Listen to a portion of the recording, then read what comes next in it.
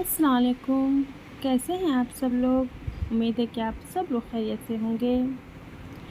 Please आप लोग fan की आवाज़ को इग्नोर करें और नॉवेल एंजॉय करें। आरिश शाह का नॉवेल शुरू करते हैं। मैं कब से तुम्हारा इंतज़ार कर रहा था। इतना वक्त लगता है घर से यहाँ तक आने में। उसे जैसे ही कमरे के अंदर कदम रखा, वो गुस्से से उसे घूरते हुए बोला था। मुस्कुराते हुए उसके करीब आई। I am really sorry. Hospital से निकलने में मुझे थोड़ा ज़्यादा वक्त लग गया। उसके पास बैठे हुए वो उसे बताने लगी थी, जबकि वो उसे घूरने लगा था। बेवकूफ़ लड़की, आज मैं तुम्हें अपने घर वालों से मिलवाने लेकर जा रहा था और तुम हो कि खैर कम अज़ कम कपड़े तो अच्छे पहन कर आती। अब क्या ऐसे कपड़ों में मैं तुम्हें अपने घर वालों से मिलवाऊंगा? वो उसकी ड्रेसिंग देखते हुए कहने लगा। ब्लू जीन्स पर उसने वाइट कलर का टॉप पहन रखा था, जो उसके लिए तो उसकी इजी ड्रेसिंग थी, लेकिन वलीद के लिए नहीं। बेबी, अब तो तुम्हें गुजारा करना पड़ेगा, क्योंकि मैं यही कपड़े घर से पहन कर आई हूँ। अगर तुम मुझे पहले बता देते तो मैं कुछ सूट शलवार ट्राई कर लेती, लेकिन अब तो मैं कुछ नहीं कर सकती। और क्या तुम्हारी फैमिली मुझे इन कपड़ों में कबूल नहीं करेगी? एक बात मैं तुम्हें पहले बता देती हूँ, मैं कोई दब कर या फिर घर में कैद होकर रहने वाली लड़की हरगिज़ नहीं हूँ। तुमसे शादी मैं अपनी पसंद से इसलिए करना चाहती हूँ ताकि मुझ पर कोई पाबंदी ना हो, और तुम्हारी फैमिली को अगर मुझसे कोई मसला है तो हम अलग रह लेंगे। वैसे भी मेरे बाप की छोड़ी हुई बहुत जायदाद है मेरे पास। मुझे नहीं लगता कि मुझसे शादी करने पर तुम्हें किसी तरह का कोई नुकसान होगा। वो एक अदा से बोली थी, जबकि उसके अंदाज पर वो मुस्कुरा दिया। तो मेरी जान, मैं कौन सा कह रहा हूँ कि मुझे तुम्हारी ड्रेसिंग पर कोई एतराज़ है। वो तो बस मैं ये कह रहा था कि तुम पहली दफ़ा मेरे घर वालों से मिलने जा रही हो, तो तुम थोड़ा सा अच्छे से ड्रेस अप हो कर जाओ। लेकिन कोई बात नहीं, जैसे तुम्हारी मर्ज़ी, मुझे कोई एतराज़ नहीं है। मैं तो खुद अपने घर वालों की घसी पटी सोच से तंग हूँ। खैर चलो, अब देर नहीं करते। वो बस इतना कहकर उसे चलने के लिए कह चुका था, जबकि वो भी कंधा उचकाकर उसके साथ ही होटल के उस कमरे से निकली थी। लेकिन एक सवाल उसके जहन में आता कि अगर उसकी फैमिली यहीं इसी मुल्क में रहती है, तो फिर वो यहाँ इस होटल के कमरे में क्यों रहता है? और उसने ये सवाल पूछ भी लिया था, जिस पर वलीद हंस दिया। मेरी जान, मैंने तुम्हें अभी अभी तो बताया, मेरे घर वालों की सोच बहुत ही पुरानी है और मैं भी अपने घर वालों के साथ एडजस्ट नहीं कर सकता। बस इसीलिए मुझे थोड़ा सा फासला कायम रखना पड़ता है, वरना तुम नहीं जानती, हमारे घर वालों का बस चले तो हमें वक्त से पहले बड़ा कर दें। वो भी उकताए हुए लहजे में बोला था, जबकि उसकी बात को समझकर वो मुस्कुराते हुए उसके साथ बाहर निकली थी।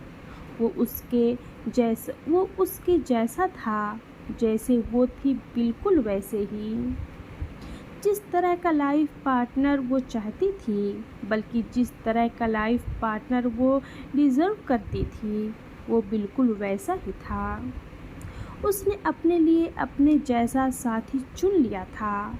काश उसका ये साथ उसके पापा को भी मंजूर होता, तो यकीनन वो उसकी ज़िंदगी का इतना गलत फ़ैसला कभी भी ना करते। लेकिन उसे अंदाज़ा न था कि वालिदैन कभी कोई गलत फ़ैसला करते ही नहीं। वो हमेशा अपने औलाद के हक़ में सही फ़ैसला करते हैं। لیکن اولاد اس فیصلے کو کبھی سمجھ نہیں پاتی۔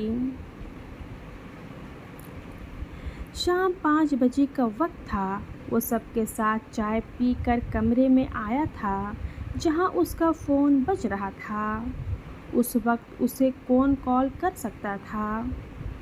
یہاں پاکستان میں تو اس کا کوئی نمبر تھا ہی نہیں، بلکہ اس کا تو واٹس ایپ بھی یورپ کا ہی چل رہا تھا۔ یقیناً فون بھی اسے یورپ سے ہی آنے والا ہوگا۔ شاید عنایت اسے فون کر رہی ہوگی، لیکن عنایت کا تو اس وقت سونے کا وقت ہوگا۔ وہ سوچتے ہوئے آ کر موبائل فون پر نمبر چیک کرنے لگا جو اس کے باڈی گارڈ کا تھا۔ وہ اسے فون کیوں کر رہا تھا؟ وہ تو صرف ضرورت کے وقت ہی اسے فون کرتا تھا، یا کسی ایسے وقت جب اسے بہت ہی ضروری کوئی بات کرنی ہو۔ اس نے فوراً ہی فون اٹھا کر اپنے کان سے لگایا تھا۔ پرسوں سے اس کا عنایت سے بھی رابطہ نہیں ہو سکا تھا۔ وہ آج اسے بھی فون کرنے والا تھا۔ ہیلو سر، وہ میں نے آپ کو بتانا تھا کہ پرسوں سے عنایت بی بی گھر واپس نہیں آئی۔ مجھے لگا شاید وہ اپنے پاپا کے گھر گئی ہوگی، لیکن آج میں جب وہاں گیا تو وہاں بھی نہیں تھی۔ اور ان کے ساتھ کیا ہوا؟ گارڈز بھی 2 دن سے لاپتہ ہیں۔ اس نے جیسے ہی فون کان سے لگایا وہ بولنا شروع کر چکا تھا، جبکہ اس کی بات سن کر وہ پریشان ہو گیا تھا۔ ایسا کیسے ممکن تھا؟ عنایت کہاں جا سکتی تھی؟ کہیں اس کے چاچا نے تو کچھ نہیں کر دیا؟ وہ پریشانی سے فون بند کرتا عنایت کے نمبر پر کال کرنے لگا، لیکن اس کا فون مسلسل آف جا رہا تھا۔ اس کے ساتھ رہنے والا گارڈز بھی غائب تھا۔ مطلب صاف تھا کہ کچھ نہ کچھ گڑبڑ ضرور ہوئی ہے۔ وہ اس بات کو نظر انداز نہیں کر سکتا تھا۔ اس کے چاچا اسے کوئی بھی نقصان پہنچا سکتے تھے۔ بہتر یہی تھا کہ وہ جلد سے جلد واپس یورپ پہنچے، ورنہ کچھ بھی غلط ہو سکتا تھا، اور عنایت کے ساتھ کچھ بھی غلط وہ افورڈ نہیں کر سکتا تھا۔ سر، اس ڈرائیور کا پتہ چل گیا ہے۔ میم گارڈ سے 2 دن سے ہاسپٹل میں ہے اور ان کا ڈرائیور چھٹیوں پر گیا ہوا ہے۔ اس کا کہنا ہے کہ وہ میم سے پوچھ کر گیا ہے، جبکہ آج میم کو ہم نے ان کے پرانے گھر میں دیکھا تھا، لیکن وہ ہم سے ملنے سے صاف انکار کر چکی ہے، اور انہوں نے کہا ہے کہ وہ اپنے گھر کے آس پاس کسی کو بھی نہیں چاہتی۔ اس کے گارڈز نے صبح ہی اسے فون کر کے یہ سب کچھ بتایا تھا۔ وہ اپنے گھر میں واپس کیوں چلی گئی تھی؟ ایسا کیا ہوا تھا؟ وہ کچھ بھی نہیں جانتا تھا۔ اس نے اسے فون کرنے کی کوشش کی تو دوسری طرف سے عنایت نے فون نہیں اٹھایا تھا۔ یہ ساری چیزیں اس کی سمجھ سے باہر تھی۔ عنایت اس سے بات کیوں نہیں کر رہی تھی؟ وہ اپنے گھر میں کسی کو آنے بھی نہیں دے رہی تھی۔ اس کے گارڈز اسی کے گھر کے آس پاس تھے۔ گارڈز کے مطابق کوئی بھی اس سے ملنے کے لیے نہیں آیا تھا، اور نہ ہی وہ 3 دن سے باہر گئی تھی، یعنی کہ وہ ہاسپٹل بھی نہیں جا رہی تھی۔ ایسا کیسے ہو سکتا تھا؟ عنایت اپنے کام کے معاملے میں بالکل بھی لاپرواہ نہیں تھی۔ اس نے خود بھی عنایت سے رابطہ کرنے کی بہت کوشش کی، یہاں تک کہ احتشام کے گھر کا نمبر بھی بار بار ملایا، لیکن شاید عنایت فی الحال اکیلے رہنا چاہتی تھی۔ آخر کیا ہوا تھا؟ وہ 2 دن کہاں غائب رہی تھی؟ اسے ہر چیز کا جواب جاننا تھا۔ پتہ نہیں عنایت وہاں ٹھیک تھی بھی یا نہیں۔ کچھ تو ایسا ہوا تھا جو غلط تھا۔ وہ واپس جانا چاہتا تھا، کیونکہ اب یہ سب کچھ واپس جا کر ہی پتہ چلنے والا تھا۔ وہ عنایت کے معاملے میں کسی طرح کی لاپرواہی نہیں کر سکتا تھا۔ وہ اس کی ذمہ داری تھی، اور وہ اپنی ذمہ داریوں سے بھاگنے والا انسان ہرگز نہ تھا۔ کیا مطلب ہے تمہاری اس بات کا؟ کہاں جانا چاہتے ہو تم، اور اس طرح سے کیوں جاؤ گے؟ اچانک کوئی ضرورت نہیں ہے تمہیں کہیں پر بھی جانے کی، یہیں رہو گھر پر۔ ابھی تمہیں واپس آئے دن ہی کتنے ہوئے ہیں کہ تم نے واپس جانے کی تیاری پکڑ لی۔ ہم تمہیں کہیں نہیں جانے دیں گے۔ وہ دادا جان کے کمرے میں آ کر انہیں اپنی بزنس ایشو کے بارے میں بتانے لگا تھا، کیونکہ وہ نہیں چاہ کر بھی عنایت کے بارے میں کچھ بھی نہیں بتا سکتا تھا۔ لیکن دادا جان تو آگے سے بھڑک ہی اٹھے تھے۔ اس کی بات سن کر وہ اسے کہیں نہیں جانے دے سکتے تھے۔ اب تو اتنے سالوں کے بعد ان کا پوتا انہیں واپس ملا تھا، وہ اسے واپس بھیجنے کے بارے میں سوچ بھی نہیں سکتے تھے۔ دادا جان پلیز سمجھنے کی کوشش کریں نا، آپ کو تو پتہ ہے وہاں 6 سال سے میں اپنا کام کر رہا تھا، میرا پورا بزنس وہاں پر سیٹ ہے، میں اپنی 6 سال کی محنت کو برباد نہیں ہونے دے سکتا۔ وہ انہیں سمجھاتے ہوئے بولا تھا۔ ہاں تو میرے بچے، تمہیں کون کہہ رہا ہے کہ تم اپنی محنت کو برباد کر دو؟ تم اپنا سارا کاروبار یہیں پاکستان میں شفٹ کر لو، ہم لوگ کے ساتھ رہو، لیکن ہم تمہیں خود سے دور نہیں جانے دیں گے۔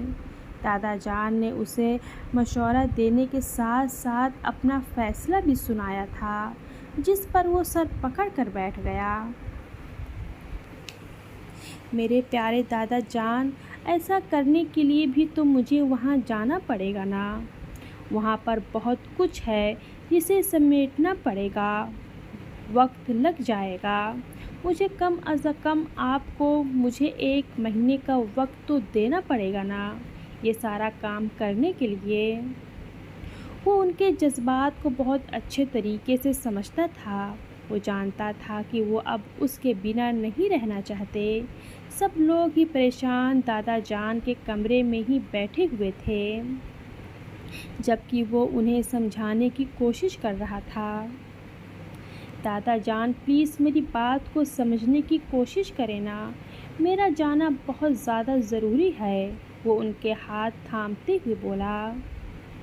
ٹھیک ہے تم چلے جاؤ، ہمیں اعتراض نہیں، لیکن ہم تمہیں یہ سارا کام کرنے کے لیے صرف 15 دن کا وقت دیتے ہیں، وہ فیصلہ کرتے ہوئے بولے۔ دادا جان 15 دن بہت تھوڑا وقت ہے، اتنے تھوڑے وقت میں بلا اتنا بڑا بزنس امپائر کیسے سیٹ کروں گا؟ آپ کو مجھے کم از کم 5-6 مہینوں کا وقت دینا پڑے گا، میں ہر ماہ یہاں آتا رہوں گا۔ وہ بہت پریشان ہو گیا تھا۔ 15 دن میں تو ایسا ممکن ہی نہیں تھا۔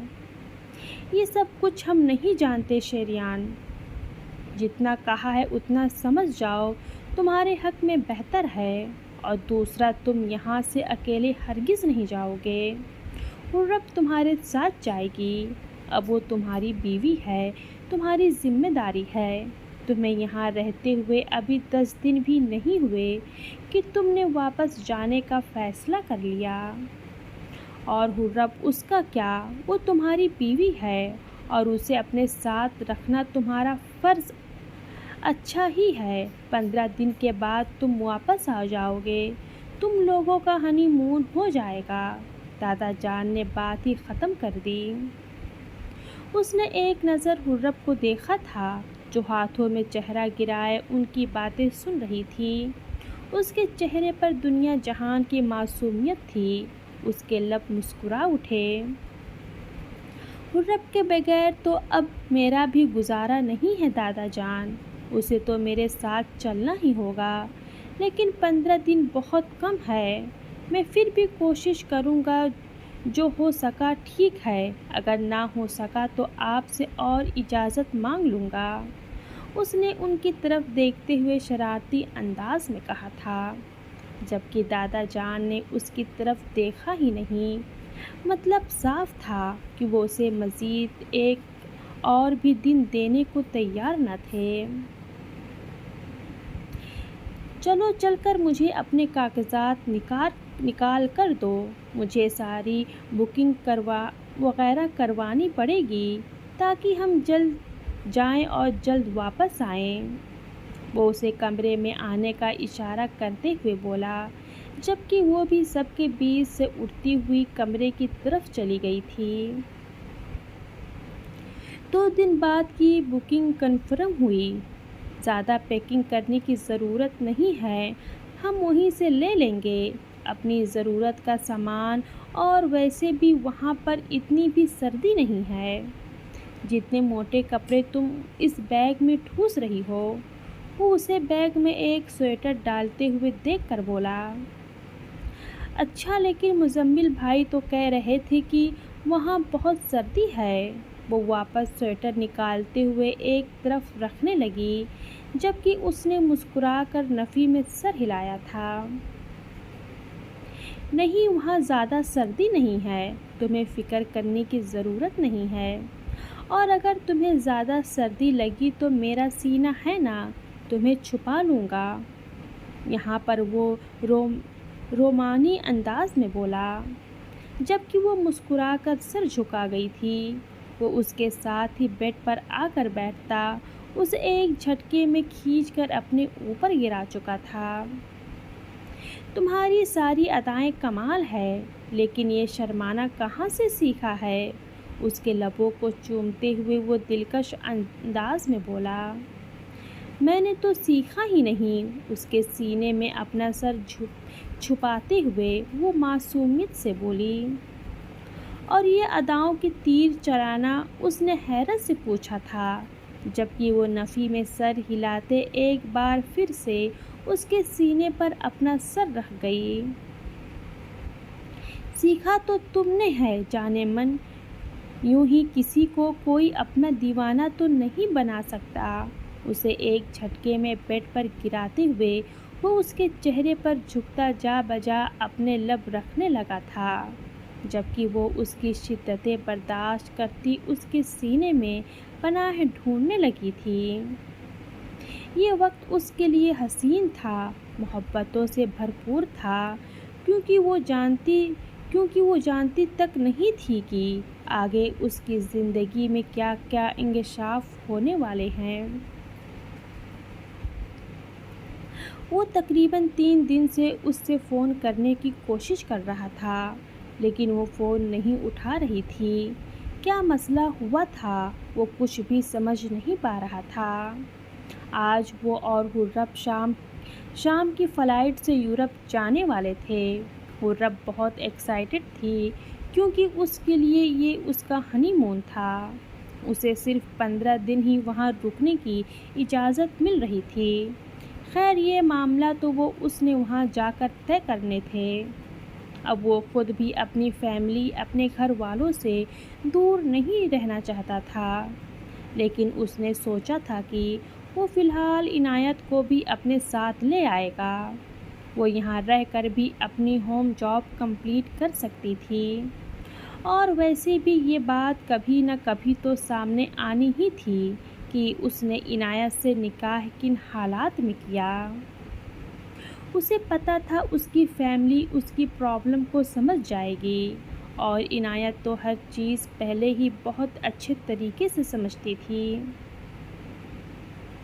چلو نکلو بچوں، اب بہت وقت ہو چکا ہے، تم لوگوں کی فلائٹ کو بمشکل آدھا گھنٹہ باقی ہے۔ وہ ابھی تک وہیں بیٹھے ہوئے تھے، انہیں چھوڑنے کے لیے صرف تیمور جانے والا تھا، کیونکہ وہ ایئرپورٹ پر کسی طرح کا کوئی میلو ڈرامہ نہیں چاہتا تھا، اس لیے اس نے پہلے ہی کہہ دیا تھا کہ سب لوگ اس سے مل لیں، اور 15 دن کے اندر اندر وہ ویسے بھی واپس آ جائے گا، اور اگر نہیں آیا تو دادا جان کے پوتے کس کام کے تھے، وہ خود ہی اسے لینے کے لیے وہاں پہنچ جانے والے تھے۔ باقی وہ ہر وقت ان لوگوں سے رابطے میں رہے گا، اس بات کا وعدہ وہ ابھی سے ہی کر چکا تھا۔ हुर्रब बच्चे, तुम सिर्फ 15 दिन के लिए जा रही हो। रोना धोना तो ऐसे कर रही हो जैसे तुम्हारी रुखसती हो रही है। मामा उसे अपने साथ लगाते हुए प्यार से समझा रही थीं। ये क्या बात हुई? बेचारी को शादी पर भी रोने नहीं दिया और अब भी नहीं रोने दे रहे। 15 दिन के लिए ही सही, लेकिन माँ बाप से तो दूर जा रही है ना। और वैसे भी वो हमारी जुदाई में रो रही है। दादा जान ने उसे अपने साथ लगाते हुए उनसे कहा था। नहीं दादू, मुझे सबकी याद आएगी ना। वहाँ वो फिर से रोते हुए बोली तो दादा जान ने उसे एक बार फिर से अपने साथ लगा लिया। हाँ तो मेरी जान, तुम कौन सा हमेशा के लिए जा रही हो? बस कुछ दिनों की बात है, फिर तो तुम लोगों ने वापस आ जाना है और फिर तो मैं उस लड़के को कहीं नहीं जाने दूंगा। अगर सवाल उसके इतने सालों की मेहनत का ना होता तो हम उन चीज़ों को नज़रअंदाज कर देते, लेकिन 6 साल उसने अपनों की जुदाई काट कर जो कुछ हासिल किया है उस पर सिर्फ उसका हक है। दादा जान ने उसकी प्रॉब्लम को समझते हुए कहा था, जबकि वो उनसे मिलते हुए उनके कान में थैंक यू कह कर गया था। सिर्फ 15 दिन हैं, याद रखना। दादा जान ने जाते हुए फिर से याद करवाया था, जिस पर वो सीने पर हाथ रखता ज़रा सा झुककर सर को खम दे गया था। 15 दिन वहाँ रहूँगा और फिर आपकी पोती को भगाकर किसी दूसरे जहान में ले जाऊँगा, जहाँ पर सिर्फ मैं और आपकी पोती होगी। वो उनके साथ लगे आहिस्ता आहिस्ता बोल रहा था, जब दादा जान ने एक ज़ोरदार मुक्का उसकी कमर पर दे मारा। वो कराह कर रह गया। तुमसे 6 साल की जुदाई बर्दाश्त की है, अपनी पोती से तो हम बिल्कुल भी दूर नहीं रहने वाले।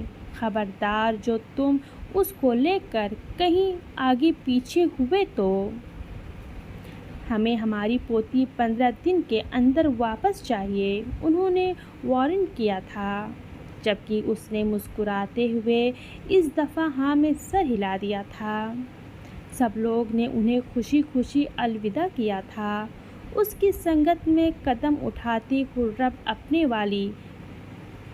हुर्रब अपने आने वाली ज़िंदगी के न जाने कितने ख्वाब सजा चुकी थी। अल्लाह हाफिज़।